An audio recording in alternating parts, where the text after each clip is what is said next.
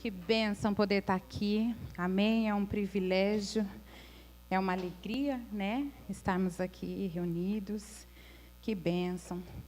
Eu gostaria primeiro de agradecer as minhas discípulas, né? Que com tanto carinho, né?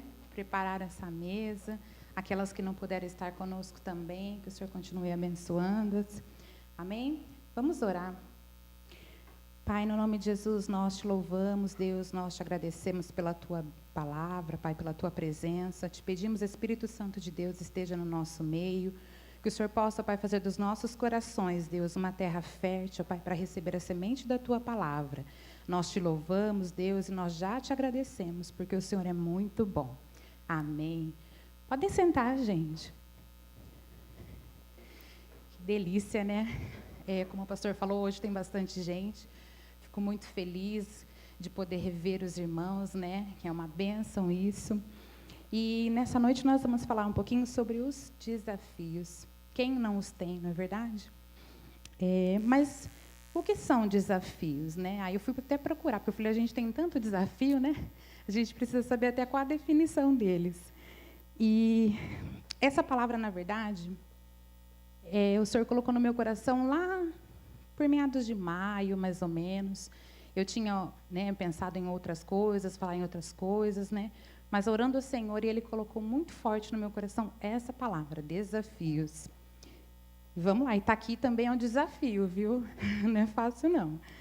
Diz assim, desafios, ato ou efeito de desafiar, incitar alguém a um combate, uma luta ou guerra.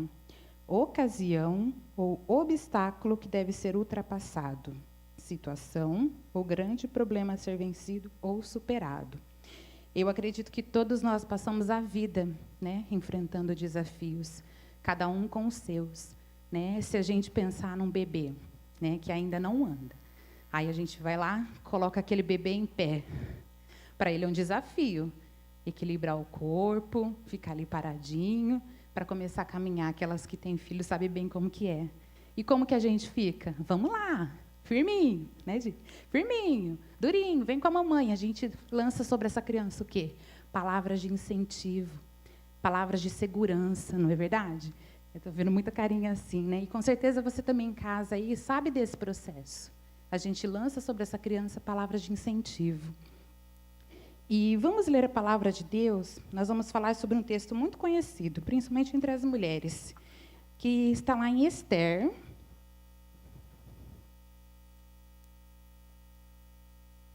No capítulo 4.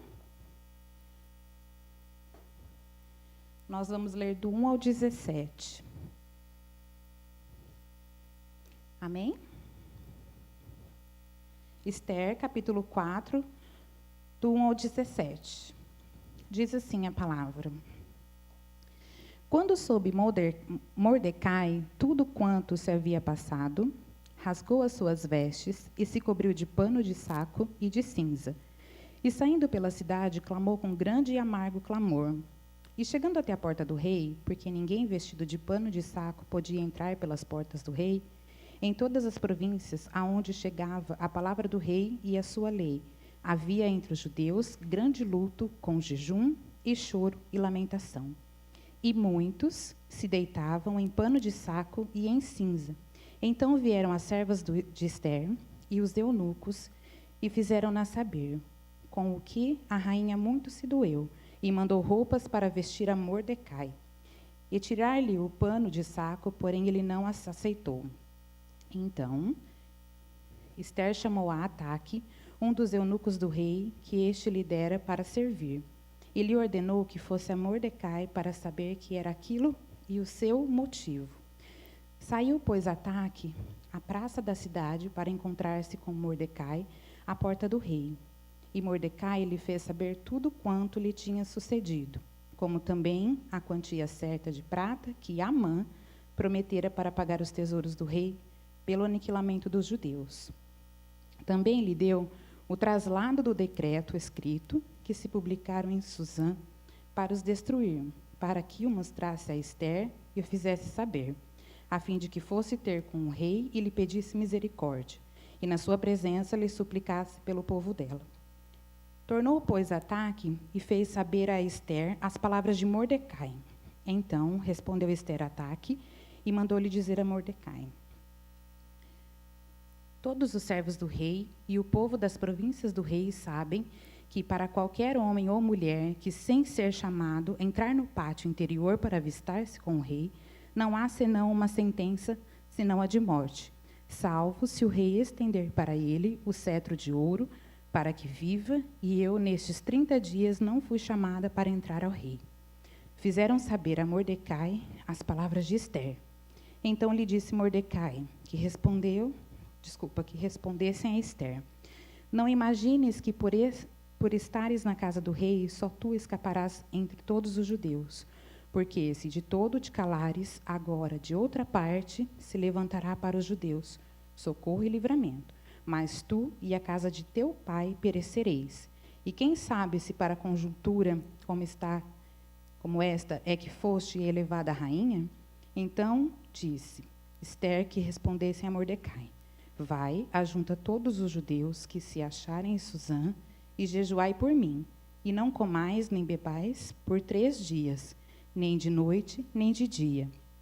Eu e as minhas servas também jejuaremos. Depois irei ter com o rei, ainda que é contra a lei. Se perecer, pereci. Então se foi Mordecai, e tudo fez segundo Ester lhe havia ordenado. Amém. Provavelmente muitos de vocês já conhecem essa passagem, né? É muito conhecida entre as mulheres. E a Bíblia nos conta que Ester, ela era uma judia. E Mordecai, ou Mardoqueu, né? Conforme a tradução aí de vocês, ele era primo dela, só que ele criou-a como filha. E no capítulo 4 nós vemos que surge um grande desafio para Ester. Ela tinha que interceder junto ao rei pelo seu povo. Eu acredito que Mordecai fez com Ester saber de tudo o que estava acontecendo. Eu acredito que naquela hora que ela soube do que estava acontecendo, o coração dela foi tomado por uma grande aflição. Né? Pensa assim, eu vou ter que ir lá e aí agora? Né? Eu que vou ter que ir? E ela sabia do decreto que se ela entrasse na presença do rei sem ser chamada, ela corria o risco de morrer. Então, eu imagino que o coração dela estava muito aflito. Todos os dias nós somos desafiados nas nossas vidas, né?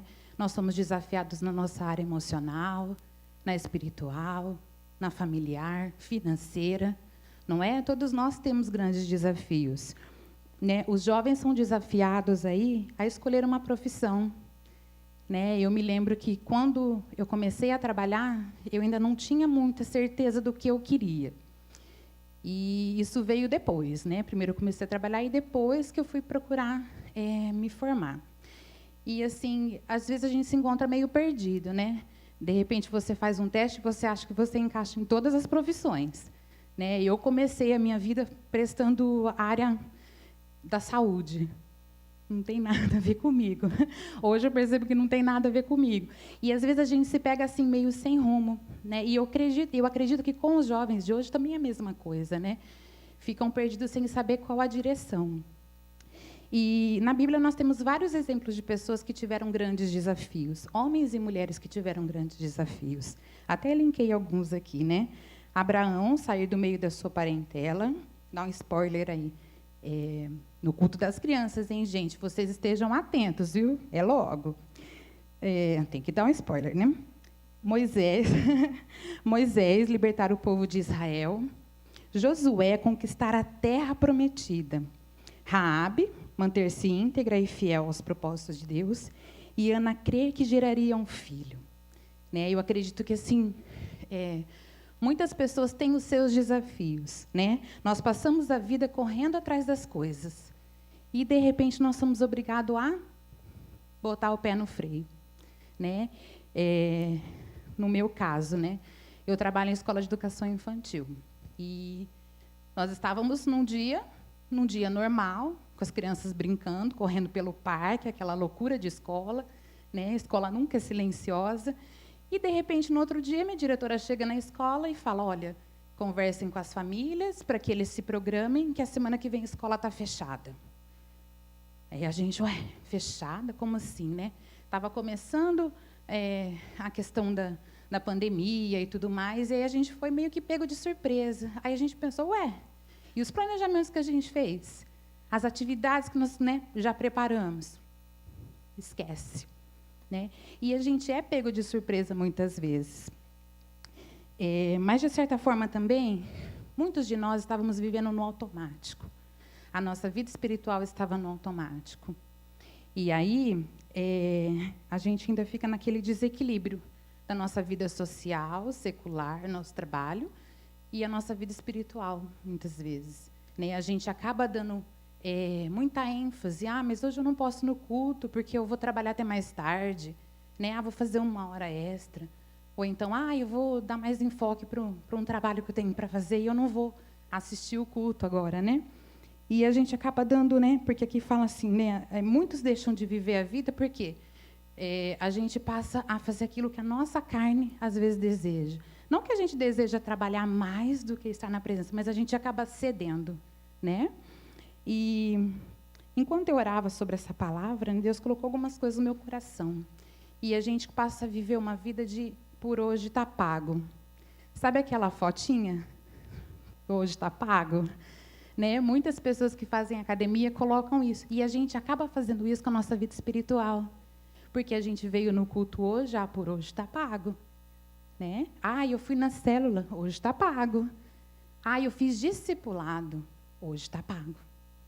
Mas nós nunca saberemos o preço que Jesus pagou na cruz. Então, a gente nunca vai conseguir dizer, hoje está pago. A gente nunca vai conseguir fazer o suficiente para dizer que hoje está pago. E nós estamos vivendo um tempo onde nós estamos sendo desafiados a viver um novo normal. Eu falo que tem dia assim que eu sei que eu preciso ir ao supermercado, mas me desanima a volta do supermercado. Né? A gente já viu vários vídeos, né, de passando álcool nas coisas, lavando tudo. E a gente está sendo desafiado a viver um novo normal. Hoje, chegando aqui mesmo, né, encontrei as meninas, que vontade de dar um abraço. Né? E a gente olha e fica, né? Então, nós estamos sendo desafiados. Não é fácil.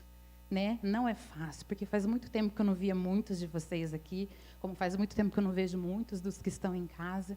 E quando a gente olha para a pessoa, o que a gente quer é abraçar, né? Estar bem perto, estar junto, matar a saudade de verdade, né? E, embora todos nós estejamos passando pela mesma situação, nós não estamos passando da mesma forma, né? Está todo mundo aí suscetível à pandemia, né? Todo mundo tendo que usar máscara, estando em casa, fazendo uso do álcool, tudo isso. Mas não estamos passando da mesma forma. Cada um tem se dedicado às suas próprias vidas, né? Tem olhado mais para si, assim como Esther olhou para ela. No versículo 11 fala, né? Todos os servos do rei e o povo das províncias do rei sabem que para qualquer homem ou mulher que, sem ser chamado, entrar no pátio interior para avistar-se com o rei, corre o risco de ser morto. Na hora, ela olhou para ela, e muitos de nós temos olhado para nós mesmos. E se você não está passando por uma grande aflição, por um grande desafio, certamente você conhece alguém que esteja. Né? Eu sei que nesses dias aí eu tenho estado em casa com a Ju, mas o Fábio tem trabalhado, mas assim, eu vejo quantas pessoas estão usando mais a internet, né? E mandando mensagens e tudo mais. Então, para mim, chegaram várias mensagens de pessoas falando dos seus desafios. E aí foi colocando mais ainda no meu coração, porque as pessoas ainda usavam a palavra, é um desafio isso. E eu falo, realmente, é um desafio para mim também. Mas a palavra de Deus diz lá em Mateus 6,33, portanto, ponham em primeiro lugar, eu gosto muito dessa versão que diz assim, ponham em primeiro lugar na sua vida o reino de Deus e o que Ele quer, e Ele lhes dará todas as coisas. Eu vejo confiança aqui, né? Colocar nas mãos dele. Às vezes a gente guarda para a gente, segura para a gente, e é difícil a gente, às vezes, né, soltar e pôr na mão de Deus. Aqui é confiança, colocar nas mãos dele, sabendo que ele vai prover todas as coisas. Né? Em primeiro lugar, eu acredito que também é um desafio para a gente, né, colocar o reino de Deus em primeiro lugar. É um desafio para nós colocarmos o reino em primeiro lugar, porque a gente se ocupa com muitas coisas.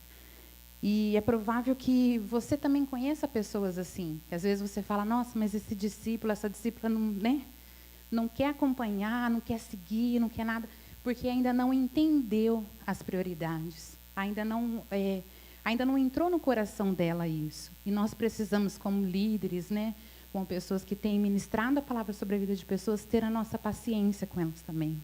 Orar por elas, porque tudo é um processo. Lembra do bebê? Para ficar em pé, ficar firme, tudo é um processo. Uma hora acontece, eu creio nisso. E sabe aqueles dias assim que você olha para a janela do seu quarto, da sua casa, e você fala, meu Deus, até quando? Não sei se vocês já passaram por isso, já fizeram essa pergunta. Até quando nós vamos ficar assim, né? Até quando? E talvez para você também seja um desafio, né? Aquelas que estão com criança em casa.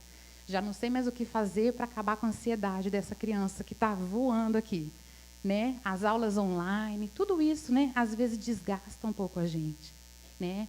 E a gente tem sido pegos por algo anormal, algo que a gente não estava acostumado. A internet era usada para o nosso deleite, vamos dizer assim, né? Para a gente navegar na internet, tal. E agora são coisas específicas. Eu vejo em casa, às vezes eu estou na reunião da escola e estou vendo minha filha pulando. Ué, que esquisito. Aí eu aqui não posso sair da reunião, mas estou vendo as coisas acontecerem. Aí eu só pergunto, o que é? Aí ela fala, educação física. Eu, Jesus amado, educação física, tá bom. E a gente se pega desse jeito, porque eu estou aqui concentrada, eu olhando aqui e vendo a coisa acontecendo lá, né? E aí, é educação física. Ela tem o desafio dela e eu tenho o meu. Cada um aqui tem os seus desafios, não é? E também aquele desafio, talvez, que você tem em casa de segurar o idoso, né? Falo idoso inquieto, né? Que quer ir em todos os lugares. Antes não ia, mas agora deu vontade, né? Todo mundo quer ir para tudo quanto é lugar. Até tem uma coisa para contar, achei engraçado. Essa semana, meu pai, desesperado, que ele queria comprar um tanque. Eu falei, um tanque? Para que um tanque? Não, porque eu preciso de um tanque, porque eu preciso lavar as coisas ali fora. Já tem 2 instalados na casa dele. Mas endoidou que ele queria ir comprar um tanque. Eu falei, meu Deus. Eu falei, pai, não tem necessidade, né? Aquieta-te, fica em casa, homem. E ele estava ansioso. Eu falei, pai, não é necessário, né? Você pode esperar. Mas o que ele fez? Espera a gente, né, virar as costas, fugiu e foi lá comprar o tanque. Aí eu falo, é um desafio para a gente, né? Eu vejo, eu como filha, estou lá falando, fica em casa, aquieta, se precisar de algo que é muito necessário, eu vou, né? Supermercado, farmácia, enfim. Mas é difícil e é um desafio, né? Eu falo em casa, para mim é um desafio. E pôr em primeiro lugar o reino de Deus é um desafio, sim, porque muitas vezes a gente prefere reclamar, né? E nos lamentar ao invés de deixar a situação nas mãos daquele que pode fazer todas as coisas. Em Mateus 26, do 37 ao 39, nós vemos que Jesus, lá no Getsemane, ele se sentiu entristecido, angustiado. E às vezes nós também nos sentimos assim, né, nesses dias. Tem dias que a gente acorda bem, disposto, feliz, mas tem dia que a gente acorda meio, hoje estou meio esquisito, hoje eu não quero muita graça. Mas a gente aprende com Jesus ali, que quando ele se sentiu assim, o que ele fez? Ele se retirou e foi orar. Ele não se sentou com os discípulos e ficou lá reclamando, né? Ficou lá se lamentando das coisas. Ele se retirou e foi orar. E a gente, o que a gente faz quando a gente está aflito? Quando a gente está angustiado? Né? Será que a gente se retira e vai orar? Ou será que a gente, né, fica ali lamentando, reclamando e falando?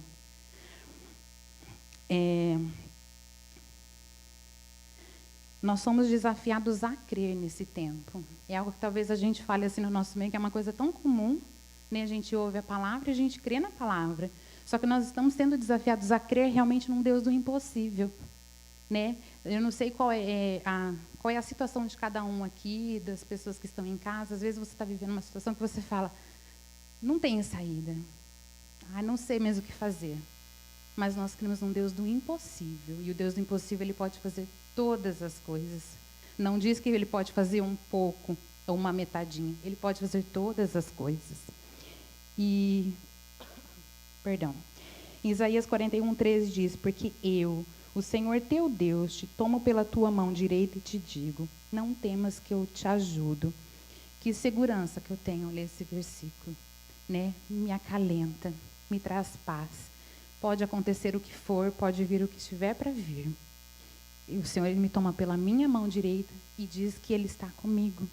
Ele está com vocês, né? Na hora da aflição, na hora da tristeza, na hora da angústia. Ele está com a gente. E eu vejo como segurança, né? E também eu ouvi muitas pessoas falando também que nesse período tiraram um tempo para orar. Intensificaram os seus devocionais, tiveram um tempo melhor de qualidade, né, com Deus. Escolheram alimentar a sua fé. E eu acho isso muito bom, né? As pessoas estão priorizando, algumas pessoas estão priorizando ao Senhor, né? Estão buscando mais, estão tendo um tempo a mais, porque a gente falava às vezes, mas eu não tenho tempo. Não é para todos, logicamente, mas grande parte das pessoas está tendo mais tempo para isso, né? Porque os horários estão diferentes agora, né?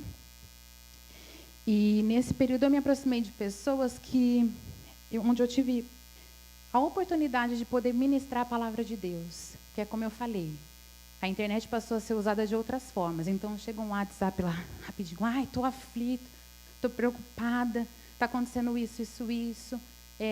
Às vezes, como aconteceu, né, de uma pessoa falar, meu esposo perdeu o emprego e eu estou preocupada, eu não sei o que será o mês que vem.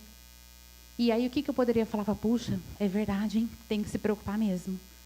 Não, a gente conhece a palavra de Deus e nós temos que ter nos nossos lábios palavras de fé, palavras de esperança, palavras que motivem as pessoas.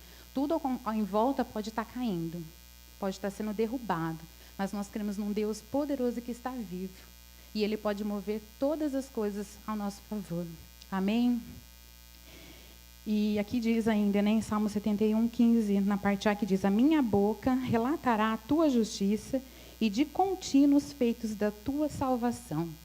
Então, nós somos boca de Deus nessa terra, né? Nós temos que ser usados como mensageiros do Evangelho. E o Evangelho não é um Evangelho de aflições, de lutas, de decepções, mas é um Evangelho que ministra, que fala sobre um Deus vivo, um Deus que é capaz de todas as coisas. E, sendo boca de Deus, nós temos sempre que contemplar aquilo que Deus tem para nós, colocar os nossos olhos nos montes, de onde vem o nosso socorro. Temos que olhar para os montes, que é de onde vem o socorro que vem do Senhor. Fixar os nossos olhos lá, independente do que está acontecendo à volta.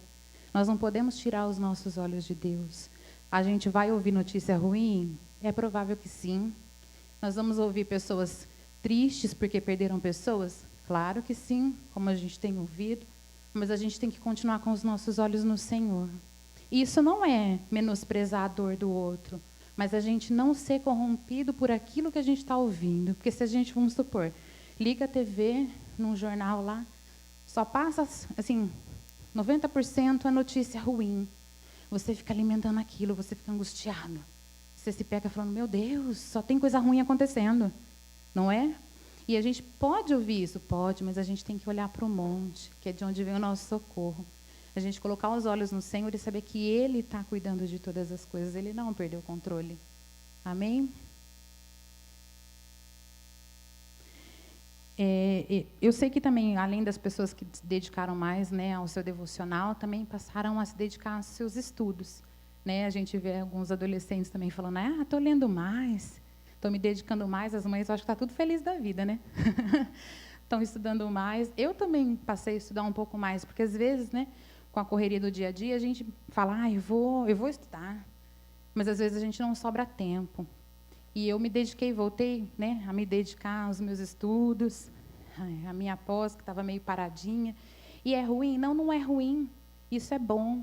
Mas a gente precisa priorizar as coisas. Colocar o nosso tempo dividido da maneira que tem que ser. A gente nunca pode deixar de colocar o Senhor nisso. Então, a gente pode estudar? Claro. A gente pode trabalhar? Claro. Mas a gente tem que sempre colocar o Senhor antes de tudo. Eu falo que para todas as coisas eu oro. Às vezes eu estou em casa e eu estou fazendo alguma coisa assim, eu começo a orar e a Ju fala, que foi, mãe? Você está falando comigo? Eu falo, não, agora eu estou falando com o Senhor. E a gente precisa colocar isso como hábito na nossa vida. Ter o nosso tempo de intimidade com Deus, no nosso quarto. E a gente também criar o hábito de orar durante o dia, né, as coisas que a gente faz. E nunca a gente pode fechar totalmente o nosso quarto quando a gente tem criança em casa. E eu falo isso sempre porque eu acho que é algo muito precioso. A gente sempre tem que mostrar para a criança que a gente está orando, que a gente está fazendo. Porque, às vezes, a criança só está sabendo que você ora porque, eu acho que ele ora, porque ele ora na igreja, né? E, às vezes, não vê em casa. E nós somos exemplo. A criança, ela aprende mais pelo exemplo do que pela fala. Peço para a Ju pôr chinelo o dia inteiro, né? A mãe, sabe, pede o dia inteiro as coisas. Põe o chinelo no pé, põe o chinelo no pé. Só que, às vezes, eu me pego descalça. Então, assim, não adianta a gente só falar, a gente tem que fazer. E a criança ela vai aprender pelo exemplo. A gente percebe quando a gente vê as crianças ministrando, até a forma com que elas se posicionam é muito parecido com o adulto da casa, não é verdade? A forma que ela ora, ela vê você fazendo, ela vai fazer, ela vai copiar. Amém? Vocês entendem isso?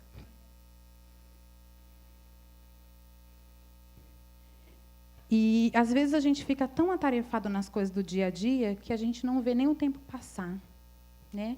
A gente fica ali, de repente, nossa, já deu meio-dia? Como assim? Eu não fiz muita coisa ainda? A gente não prioriza, não divide o nosso tempo nas coisas que a gente tem para fazer. E, estando em casa, eu percebi muitas coisas, né? A gente abre o olho para muitas coisas.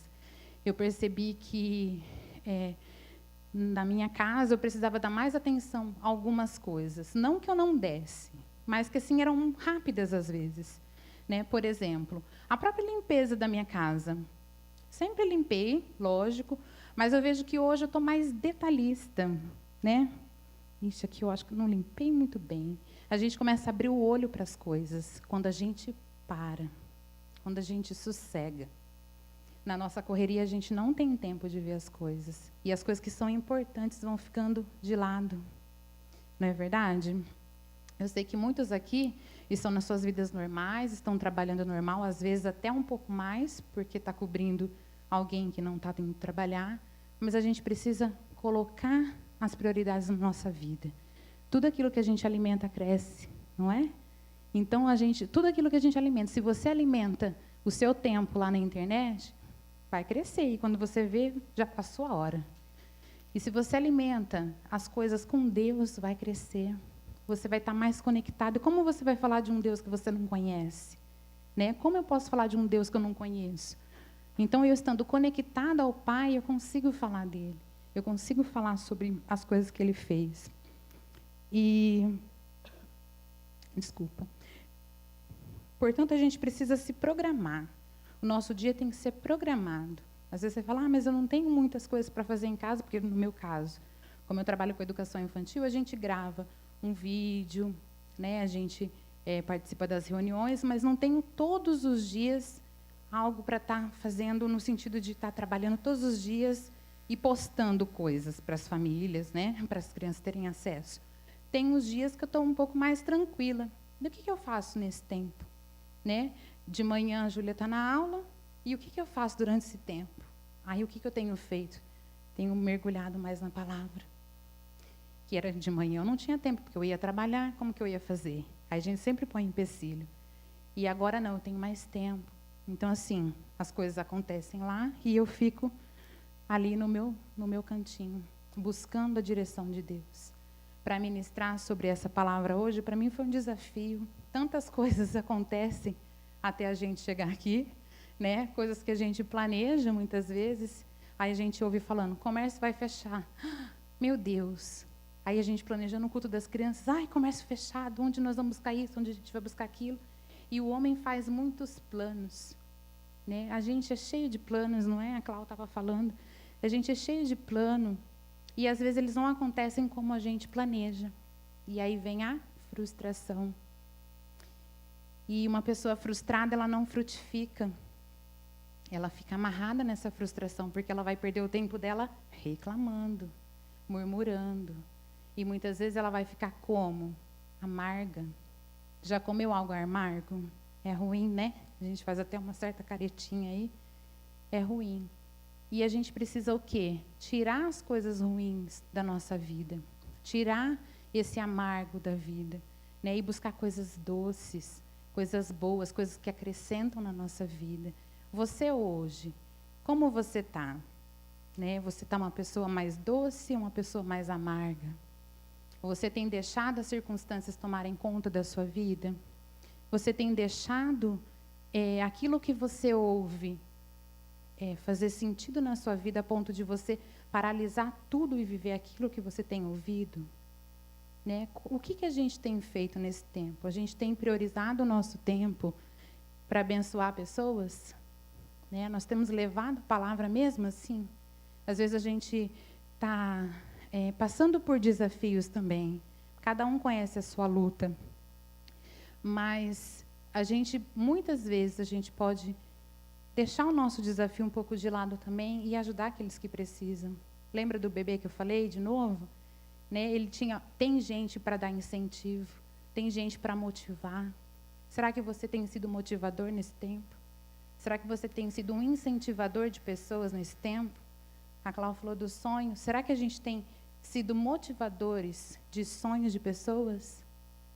De repente alguém fala para você, eu tenho tanta vontade de ter um filho, mas fisicamente, humanamente, diagnósticos de médicos dizem que eu não posso. E você, quando você ouve isso, o que você faz? Você fala, puxa vida, que pena. Ou você exercita a sua fé. Você usa palavras para abençoar. Você fala para essa pessoa do Deus que nós conhecemos, que é um Deus do impossível. Falei de Ana no começo. Ana falava que ela queria um filho, ela desejava muito ter um filho. E o que aconteceu com Ana? Ela foi abençoada. Hoje você pode abençoar pessoas com a sua palavra, né? Em outro momento a gente falou sobre o poder da palavra, sobre o poder que ela tem. Ela tem poder de cura, ela tem poder de libertação, né? Nós sabemos que nós somos referenciais para as pessoas porque as pessoas nos conhecem. Elas sabem onde pedir ajuda. Muitas vezes você vai falar, nossa, mas que desafio ouvir isso, eu não sei nem como aconselhar. Mas a gente sabe aconselhar quando a gente está aqui, buscando na palavra a direção. Amém? Vocês entendem isso? E nós não podemos enfrentar os desafios de qualquer maneira. No verso 16, a Esther ela dá uma direção para Mordecai. Ela fala para ajuntar o povo. Aí você fala, mas agora, nesse tempo, que a gente não pode? Não pode ter aglomeração? Como assim ajuntar o povo? O pastor falou aqui, né, das pessoas que estão assistindo o culto online, não é verdade? É o momento que nós estamos juntos. É o momento que nós estamos sentados, né? No próximo domingo tem a ceia, sentados à mesa. É um tempo de estar junto. Nós somos igreja, amém? Vocês entendem a questão de estar junto? Não precisa estar junto fisicamente, né? Mas a gente tem outros meios, né? De estar com as pessoas, de falar com pessoas. Com quantas pessoas você falou nesse período, nesses dias aí? Né? Com quantas pessoas você se relacionou nesses dias? Às vezes você fala assim, mas é meio ruim, né? Vou mandar uma mensagem para oi, tudo bem? Você está precisando de alguma coisa? Você quer alguma coisa? Mas às vezes a pessoa só quer isso. Só quer saber que tem alguém que se interesse por ela, né? Que queira saber da vida dela. E ele fala para juntar o povo e jejuar. Creio que Deus age nessa unidade. Quando o povo se une, eles se tornam um. Uma mesma visão, uma mesma missão. Porque o ambiente gerado pela unidade, ele estimula e encoraja todos. Quando nós estamos juntos, o que acontece? A gente fica mais forte, a gente fica mais firme. Nós temos provado isso na preparação dos cultos para crianças, né? Para as crianças da nossa igreja e para as outras. A gente tem visto que como a gente conseguiu unir a equipe mais ainda, né? Porque nós estamos unidos com o mesmo propósito. E nós temos pessoas que às vezes não estão lá embaixo com as crianças, mas que são casados, né, com pessoas que não fazem parte do ministério, mas que estão amando participar, que estão vendo um propósito. E eu vejo assim, quando nós estamos unidos, com a mesma visão, com o mesmo propósito, a gente tem resultados muito bons, não é? Quando a gente está unido, quando a gente tem a mesma visão, a gente caminha junto, não é? A gente, né, está agrupado. E às vezes, para você estar unido ao corpo, vai ser difícil, porque você vai gastar o seu tempo, investir o seu tempo, gastar dinheiro, muitas vezes. Você vai, né, vai sofrer perdas, muitas vezes. Às vezes você fala, puxa, eu investi tanto nessa pessoa e essa pessoa não quis saber, né? Levou de qualquer maneira e você vai ficar, ai, eu investi tanto. O problema está no eu fiz, não é? O problema está no eu fiz muitas vezes, porque a gente tem que fazer as coisas para Deus, né? A gente fazer aquilo que o Senhor nos direciona para fazer. Se a gente fica muito preocupado com aquilo que a gente está fazendo, a gente não dá espaço para Deus fazer. Qual é a nossa parte? Nós orarmos, nós jejuarmos, nós colocarmos nas mãos de Deus. E muitas vezes a gente quer fazer na força do nosso braço. Ah, não, mas tem que ir para a célula. Tem que ir, sim. Como não? Tem que ir. Nós somos incentivadores de pessoa. E como nós vamos incentivar? Através do nosso testemunho. Daquilo que nós temos para contar com a nossa vida. Não somente com a nossa palavra, mas com a nossa vida. As pessoas precisam saber aquilo que Deus fez na nossa vida. Amém? E aqui fala, e jejuai. Jejuar não muda Deus e nem os seus propósitos. O jejum proposto não era para mudar o decreto, né? Era para que ela tivesse mais sensibilidade à voz de Deus, saber qual estratégia usar naquele momento. O que Deus tinha para aquele momento. Eu imagino que todos estavam aflitos, porque todos estavam correndo o mesmo risco, não é verdade? E o jejum nos aproxima de Deus à medida que mata, né? Que nós matamos a nossa carne. Jejuar é algo que assim a gente tem que ter como estilo de vida. Orar, jejuar, buscar a Deus. Não pode ser algo só direcionado, olha, vamos levantar um clamor, vamos fazer um jejum a partir desse momento. Mas não, a gente precisa o quê? Ter isso como estilo de vida. Estar sempre orando, estar sempre jejuando. Isso faz parte da vida do cristão.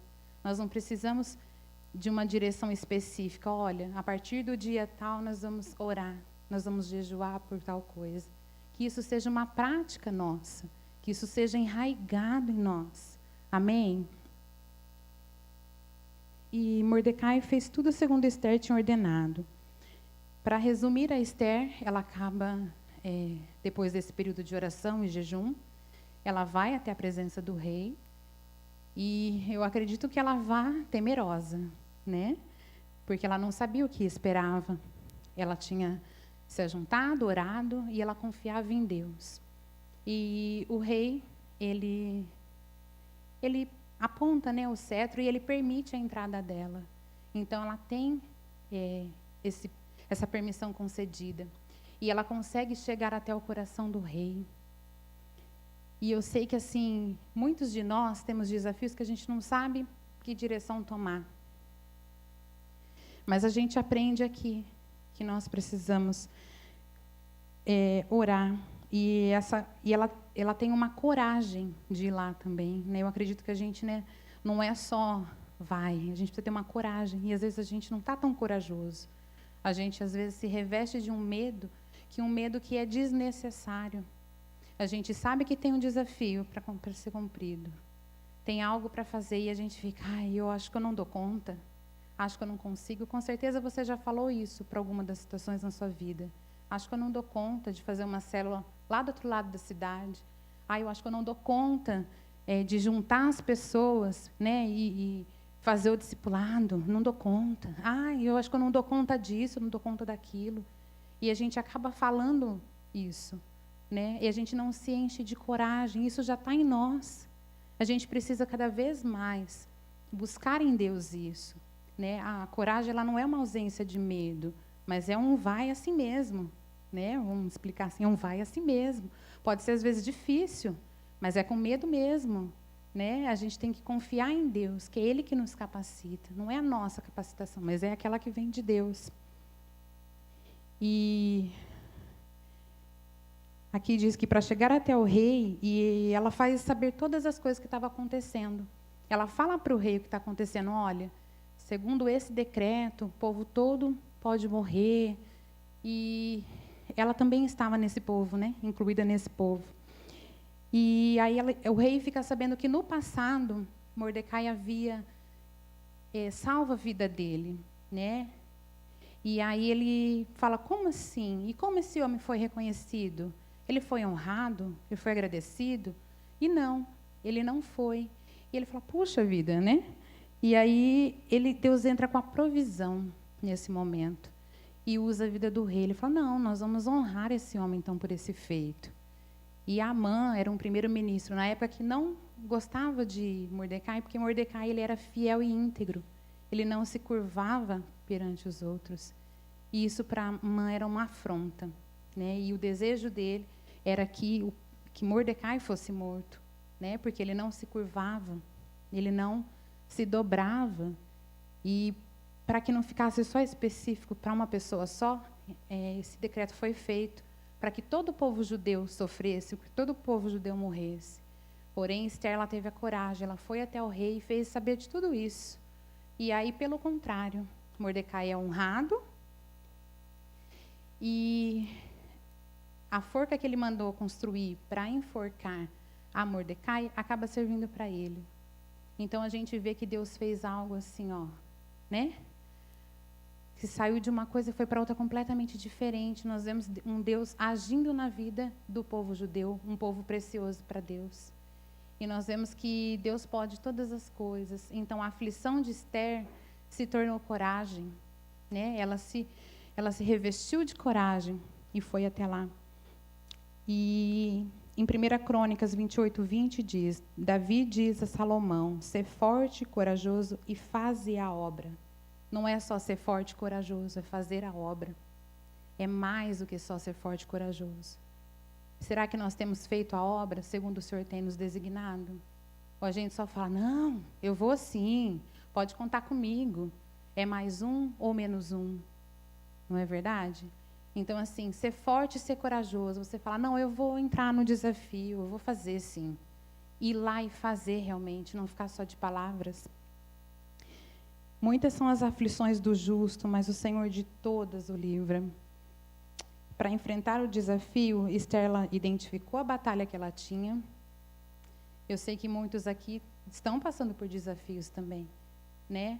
Talvez você fique preocupado com o seu emprego, com a conta que chegou, com o alimento que pode estar, né, mais escasso, né? Você pode estar aí colocando no seu coração, puxa, para mim é um desafio viver esse tempo, nesse formato. Ajunta o povo para orar, né? Nós podemos pedir para pessoas orarem por nós, pessoas que a gente confia, né? Pessoas do nosso relacionamento. Eu sempre falo para o Fábio, amor, ora por mim aí. Mando mensagem às vezes no meio do dia, amor, ora por mim, porque eu estou assim, assado, preciso de você e tal. A gente pode pedir para as pessoas orarem por nós, mas cada um vai viver a sua batalha. Eu não posso viver a sua batalha, você não pode viver a minha. Cada um tem o seu desafio. Amém? Vocês entendem isso? Cada um vai viver aquilo que é proposto para cada um. Nós podemos nos ajuntar, orar por pessoas, né? Nós podemos estar em unidade nesse sentido, mas cada um vai viver o seu desafio. Esther viveu o desafio dela, ela não passou para outra pessoa. Convocar o povo para orar e jejuar e se posicionar com coragem. Muitas vezes a gente só fala, não, foi proposto para mim, eu vou fazer, eu dou conta. Mas chega ali na metade do desafio, você fala, mas está bem complicado. Acho melhor pedir para outra pessoa fazer, não é? Mas o que é destinado para você é para você. A educação dos seus filhos não é a escola que tem que dar. É você, pai, é você, mãe. Não é verdade? O que você tem para fazer é para você fazer.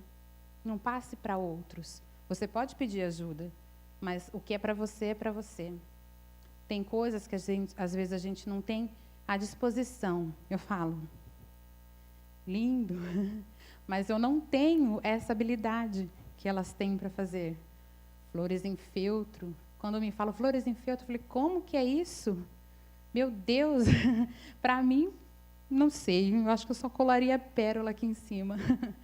É um desafio, mas para cada um é proposto o seu. Se fosse para eu montar esse vaso com as flores assim, não ficaria dessa forma, com certeza. Então, assim, cada um tem a sua batalha, cada um tem o seu desafio. E como nós vamos enfrentá-lo? Nós vamos enfrentá-lo como?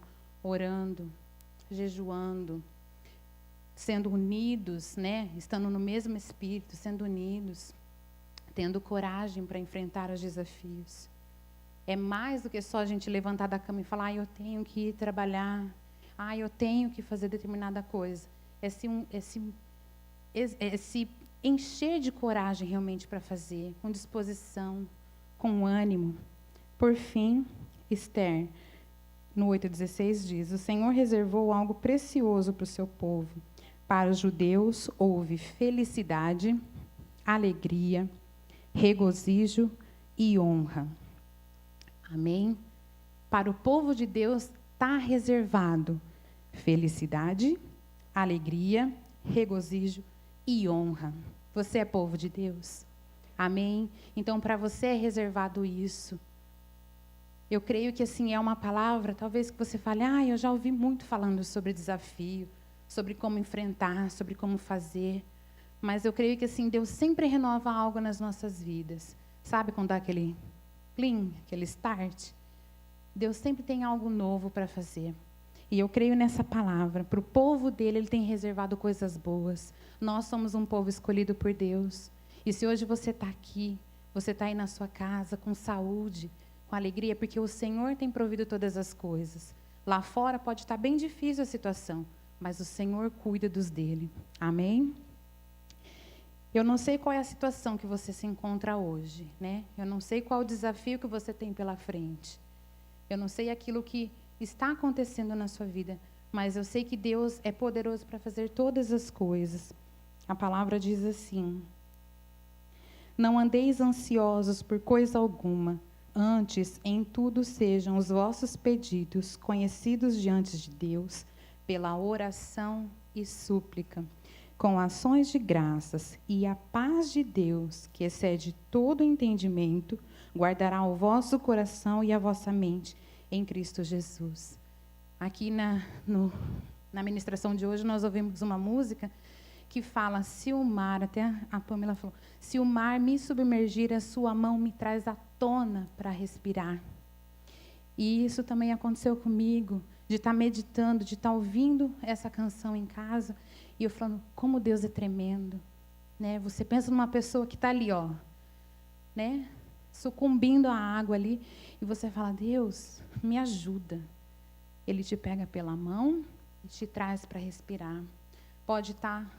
As coisas podem estar bem difíceis, mas quando a gente decide levantar a mão e pedir ajuda do Senhor, Ele nos toma pela mão e nos ajuda.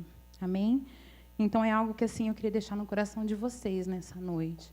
Que a gente possa estar firmes, independente daquilo que estiver acontecendo, independente das notícias que chegarem. Que a gente possa estar firme na palavra.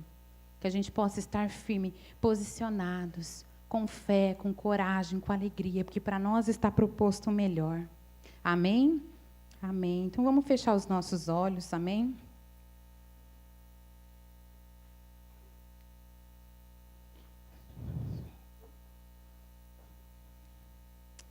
Amém, queridos. Vamos orar ao Senhor nessa hora.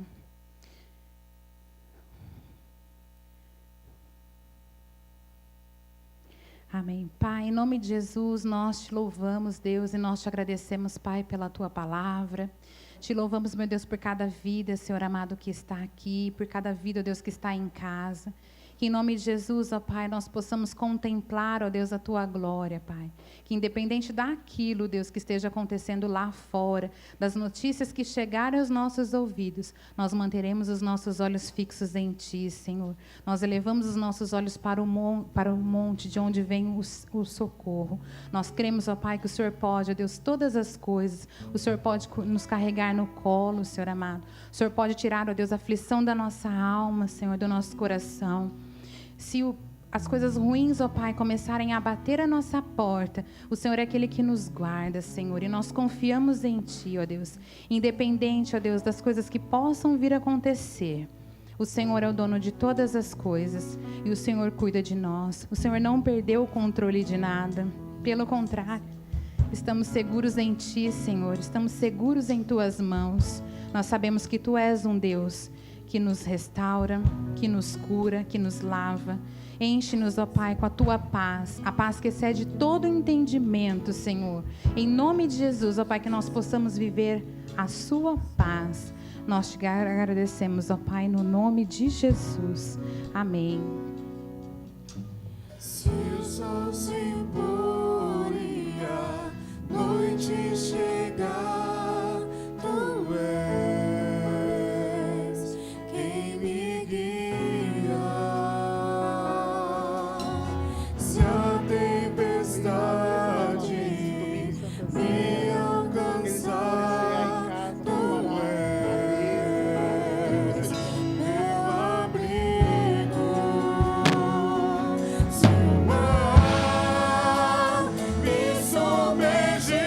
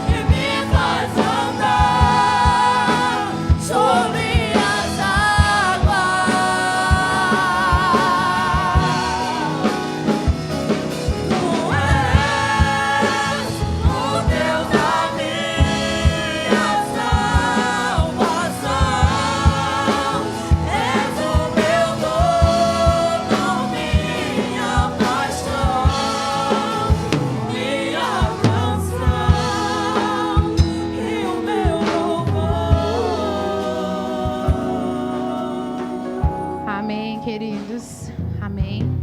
Que nós possamos ter os nossos olhos fixos nesse Deus. Amém. Um Deus que pode todas as coisas. Não importa o que estiver acontecendo na sua vida, na sua casa, que você tenha os seus olhos fixos naquele que pode fazer o impossível. Amém. No próximo domingo a gente não pode esquecer que vai ter a nossa ceia do Senhor. Você que vai estar ceando em casa, prepare aí o seu suco da uva, o seu pão. Prepare a sua foto também e envia para nós. Amém? Que a gente possa estar juntos, né? Ajunta o povo aí, aproveita, ajunta o povo na sua casa para participar da ceia. Amém? Vamos dar o nosso glória a Jesus, amém? Vamos lá. 1, 2, 3. Glória